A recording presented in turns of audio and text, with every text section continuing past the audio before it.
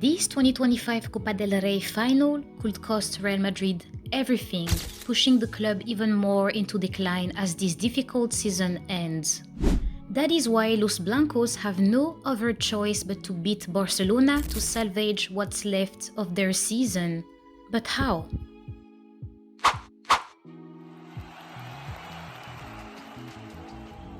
Hello everyone, welcome back to Free Kick. I hope you are doing well. To all the football lovers, make yourself at home because you are at the right place. It's time for the Copa del Rey final, and Real Madrid could get into serious trouble by losing. The last two games played against Barcelona ended in a shameful manner for the club, and a third disastrous defeat must absolutely be avoided. Fortunately, although mighty, Barcelona is not invincible, and there is a cheat code that might work to beat them. On a tactical perspective, Real Madrid has two options to choose from when it comes to the playing style they will set up. They can either attack and go head-to-head with Barcelona while keeping a sufficient defensive discipline, or play in a low block and hit Barcelona on counterattacks. If they choose the first option, that is to clash and go head-to-head, they will have to match Barcelona's intensity and counter their aggressive pressing. That will require a lot of work and dedication from the first to the final playing minute. All the players will have to take part in this collective exercise. The attackers must attack with dominance and be clinical, because every chance created must lead to goals, and any chance missed will be regretted.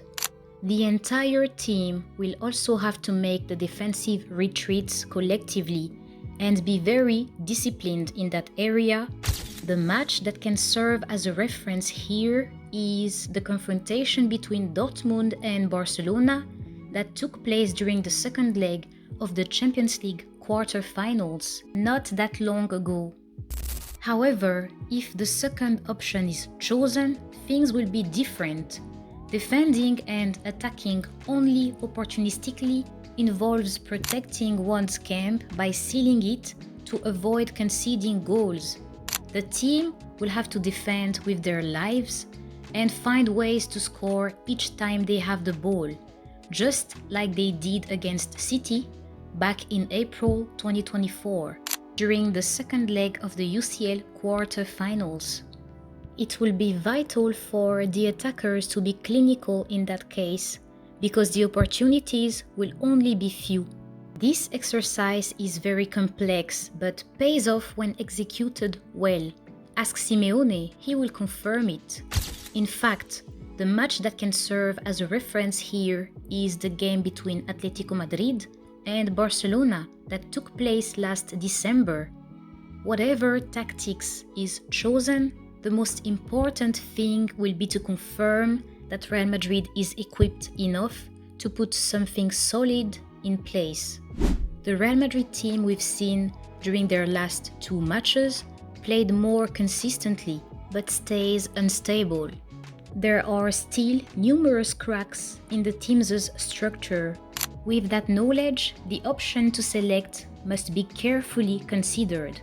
Whether he chooses to attack audaciously or to park the bus, if Ancelotti's 11 is once again a 4-3-3 with 4 defenders, 3 midfielders and 3 attackers, it's done.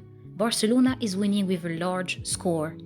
That is to say that Real Madrid's salvation will come from a 4-1-2-1-2 formation, a 4-4-2 diamond formation to be more precise. This setup could help contain Barcelona's midfield, which could in turn increase Real Madrid's chances to win. In this configuration, the safest picks in terms of players would be Asensio and Rudiger in centre-backs, Valverde as right-back, and Fran Garcia as left-back since Mendy is out. Then Tchouaméni can be used as a defensive midfielder, Ceballos and Bellingham as side midfielders, and Arda Güler as a 10 and offensive midfielder. And finally, the attackers could be Vinicius and Mbappe. The replacement options will be Rodrigo, Brahim Diaz, and Modric. This is probably the best plan Real Madrid could exploit to try beating Barcelona and save what's left of its season.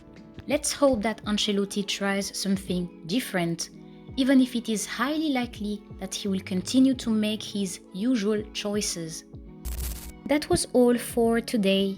Feel free to share your thoughts in the comment section. Thank you very much for watching, and I see you next time.